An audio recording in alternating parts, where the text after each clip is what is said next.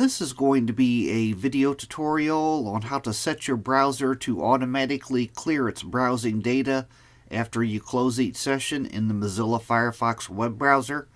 I will be using a desktop PC for this. Let me jump over to my browser here. I have the Firefox web browser opened up now. To set your browser to automatically clear its data when you close it each time, it's very easy to do. First thing you want to do is go up to the upper right hand corner and click on the 3-bar hamburger menu.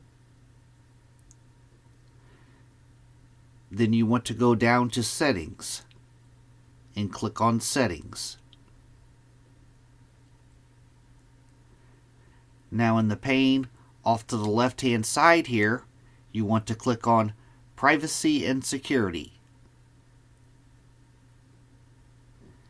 And then in the center pane, you want to scroll down just a little ways to where you see it says in the Cookies and Site Data section, it says Delete Cookies and Site Data when Firefox is closed. You just check this box right here. Then each time when you close Firefox, it will clear the site data from the browser. Thanks for watching.